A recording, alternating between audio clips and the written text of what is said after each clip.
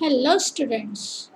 Today we are going to learn mathematics lesson number 2 number work. मुलांनो, आज आपण mathematics या विषयातील नंबर वर्क या लेसनमध्ये पुढे आपल्याला काय काय शिकायचं आहे ते आपण बघणार आहोत. सगळ्यांनी मॅथमॅटिक्सची बुक्स काढा आणि लक्ष द्या. काढली आहेत पुस्तकं? बघा आता या बुकमधील आपल्याला काय शिकायचं आहे. आज आपल्याला शिकायचं आहे इव्हन अँड ऑड नंबर्स. इथे एक छान कॉन्व्हर्सेशन दिलेलं आहे, काही चित्र दिलेली आहेत. बघूया आपण काय काय दिलेलं आहे. Michael sed. What sed Michael? Sorry, ताई sed. Michael, you take 4 flowers, Paramjit 5, Reshma 6, Madhuri 8 and Manisha 9. Now put the flowers in twos. Make the pairs and also tell how many are left over. तिने काय सांगितलं ताईनी की Michael तू 4 flowers घे, Paramjeet 5, Reshma 6, Madhuri 8 and Manisha 9 आणि त्या सगळ्यांच्या जोडी तयार करून ठेव. Make the pairs. I made 2 pairs from my 4 flowers and I have no flowers left. कोण म्हणालं हे? मायकेल. बघा मायकेलने काय केलं, त्याच्याजवळ जे फ्लावर्स होते त्याची ही एक जोडी बनवली, ही एक जोडी बनवली. पुढे काही उरले का शिल्लक? नाही. परमजीतने काय केलं? I also made 2 pairs with my 5 flowers and I have 1 flower left. परमजीतने पण काय केलं की ही एक जोडी केली, ही एक जोडी केली आणि हे एक त्याचं शिल्लक राहिलं. रेश्माने पण केलेले, पण त्याआधी ताई काय म्हणते बघू. Now let us see who had no flowers left. We shall put all your numbers into one group. Who had 1 flower left? We put yours into another group. बघा आता इथे बघूया आपण. रेश्माने पण काय केलं, तिच्याकडे 6 फ्लावर्स होते. तिने एक जोडी बनवली, दुसरी जोडी बनवली, तिसरी जोडी बनवली. ओके. त्यानंतर माधुरीकडे किती होते? 8 फ्लावर्स होते. तिने पण ही पेअर बनवली, ही पेअर बनवली, ही पेअर बनवली, ही पेअर, म्हणजे 4 पेअर्स बनवल्या. मनीषाकडे 9 होते. 1 pair, 2 pair, 3 pair, 4 pair and 1 flower is left. हे एक इथे त्यांचं उरलं. इथे सुद्धा हिचं परमजीतचं एक फ्लावर शिल्लक राहिलं होतं. आता ताईने जसं सांगितलं त्याप्रमाणे numbers from which no flower was left over. कोणत्या कोणत्या नंबरमध्ये एकही फ्लावर उरलं नाही? 4, 6 and 8. Okay. And numbers from which 1 flower was left over is 5 and 9. म्हणजे आता लक्षात आलं का की काय सांगितलं ताईने बघा. Look carefully at the numbers in the 2 groups. What difference do you notice in them? Reshma said. रेश्माने काय सांगितलं? If we divide 4, 6, 8 by 2 there is no remainder. जर आपण 4, 6, 8 हे नंबर जर आपण 2 ने डिवाइड केले तर तिथे काहीही शिल्लक राहत नाही. But we divide 5 or 9. जर समजा आपण 5 आणि 5 and 9 जर 2 ने डिवाइड केले तर इथे एक एक नंबर शिल्लक राहतो. Okay, the numbers which leave no remainder when we divide by 2 are called even numbers. मग इव्हन नंबर्स कोणाला म्हणायचं? असे नंबर्स की जे 2 ने डिवाइड केल्यावर तिथे काहीही शिल्लक राहत नाही. That is called as even number. And odd number कशाला म्हणायचं? The numbers that leave a reminder of 1. असे नंबर की ज्याला 2 ने डिवाइड केल्यावर एक रिमाइंडर राहतो ते आहेत ऑड नंबर्स. ओके. बघा आता आपण जसं इथे बघितलं त्याप्रमाणे आता 4ला जर आपण 2 ने डिव्हाइड केलं, 2 ने आपण डिव्हाइड केलं तर इथे एकही रिमाइंडर राहत नाही. जसं आता इथे आपण केलं, रिमाइंडर म्हणजे शिल्लक, त्याचे टोटल ग्रुप होतात 2. पण जर आपण 9ला आपण डिव्हाइड केलं तर 9ला जर आपण 2 ने डिव्हाइड केलंय तर त्याचे किती ग्रुप्स पडतात? त्याचे ग्रुप्स पडतात 4 आणि रिमाइंडर एक पण राहत नाही. कळलं? म्हणजे 2, 4, 6, 8, 10 these are the even numbers and 3, 5, 7, 9 these are the odd numbers.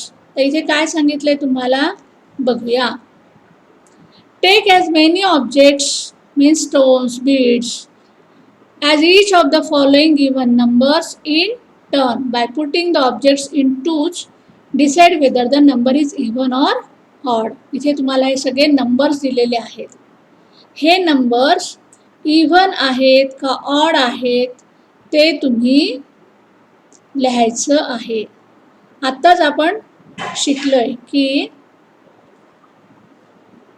the digits 0, 2, 4, 6 and 8 जर युनिट्स प्लेसला असतील एखाद्या संख्येच्या तर त्या संख्या असतात even numbers and the digits 1, 3, 5, 7 और 9 जर एखाद्या नंबरच्या युनिट प्लेसला असतील तर ते असतात ऑड नंबर्स. बघा बरं, आता इथे दिलेलं आहे तर यातले तुम्हाला कोणकोणते ऑड नंबर इव्हन नंबर शोधता येतील. आता 12 हा काय इथे 2 दिलेला आहे युनिट प्लेसला, म्हणजे हा आहे इव्हन नंबर. इथे 1 आहे म्हटल्यानंतर हा आहे ऑड नंबर. इथे 0 आहे, 0 म्हटल्यानंतर इव्हन, 3 आहे म्हटल्यावर ऑड. त्याप्रमाणे तुम्ही ओळखायची आहेत आणि सांगायचे इव्हन नंबर आहेत की ऑड नंबर आहेत. बघा इथे दिलेले आहेत 35, 67, 32, 30, 43 हे नंबर्स इव्हन आहेत की ऑड हे तुम्हाला लिहायचं आहे. हे पण तुम्हाला झालेलं आहे, ही फक्त तुमची रिव्हिजन आहे. आता आपण बघूया इंटरनॅशनल न्यूमरल्स. इंटरनॅशनल न्यूमरल्स म्हणजे काय? आंतरराष्ट्रीय अंक किंवा आंतरराष्ट्रीय संख्याचिन्हे, म्हणजेच थोडक्यामध्ये इंग्रजी अंक. कळलं? जसं तुम्ही 1, 2, 3, 4 म्हणता ना, ते असतात इंग्रजी अंक. आणि मराठीमध्ये म्हणता 1, 2, 3, 4, 5. ओके, एवढं लक्षात आलं थोडक्यामध्ये. आता बघूया इथे कॉन्व्हर्सेशन काय दिलेलं आहे ते. Suresh said, hey Vijaya, have you noticed all the numbers printed on our currency notes are in English. ती काय म्हणते बघा. सुरेश काय म्हणतो, Vijaya, have you noticed all the numbers printed in our currency notes are in English.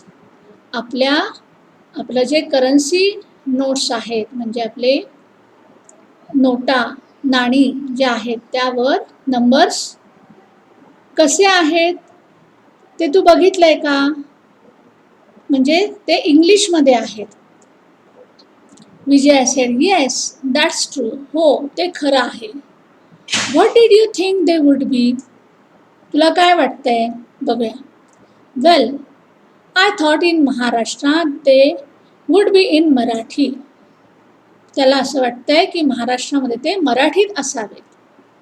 Come let us ask ताई about this. चल आपण ताईला विचारूया याबद्दल.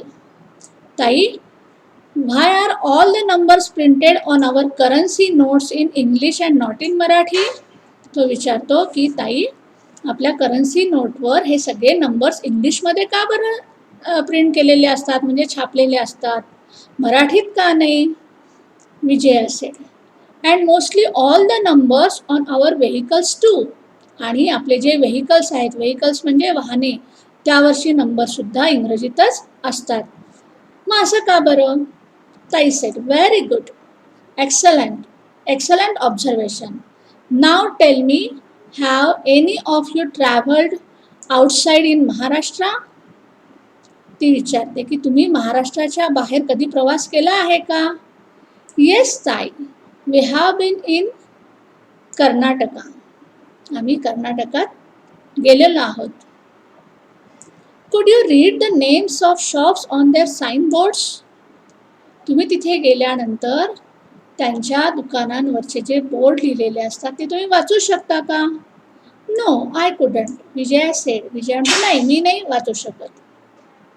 बघा, आपण जर कर्नाटकात गेलो तर आपल्याला त्यांच्या भाषेत, त्यांच्या दुकानांवरच्या ज्या पाट्या असतात त्या पाट्या आपल्याला वाचता येतील का?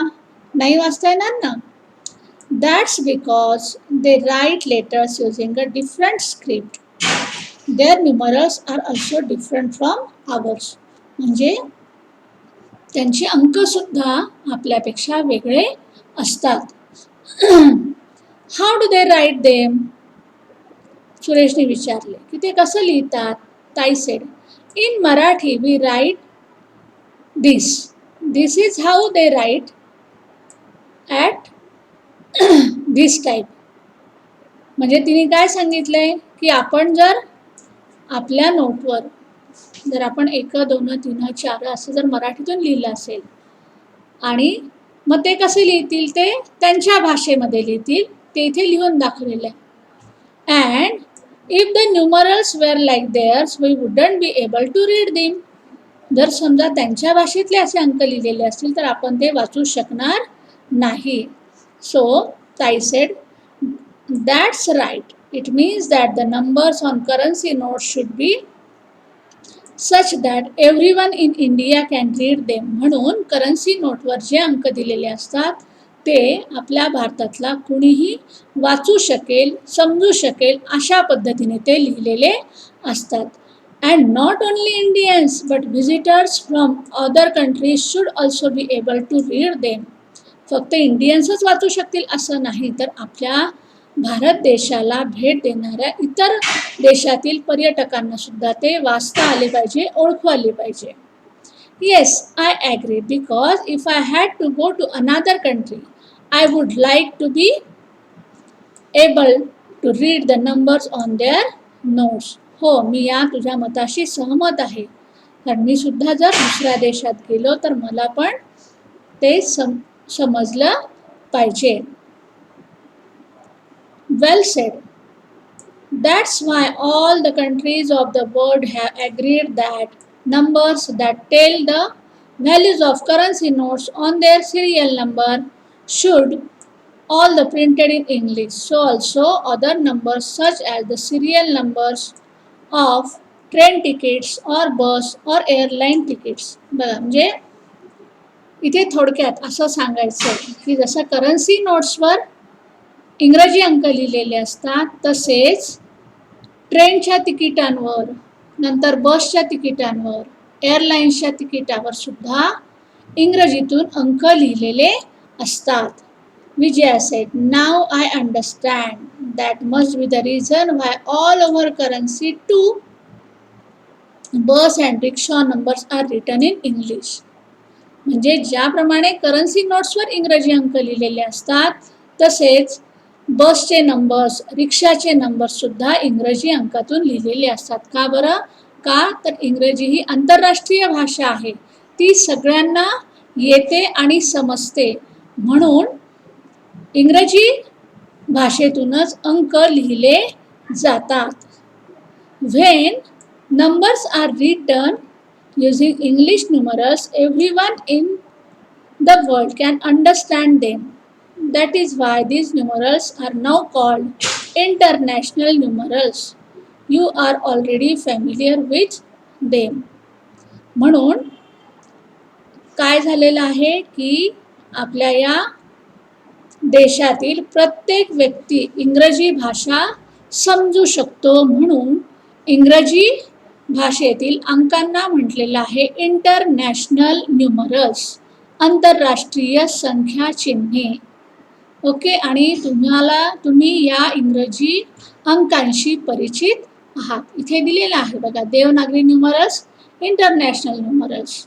आणि देवनागरी न्यूमरल्समधील तुम्ही एखादी संख्या लिहिली असेल तर ती इंटरनॅशनलमध्ये कशी लिहू शकता. म्हणजे इथे मराठीमध्ये दिलेले आहेत 497.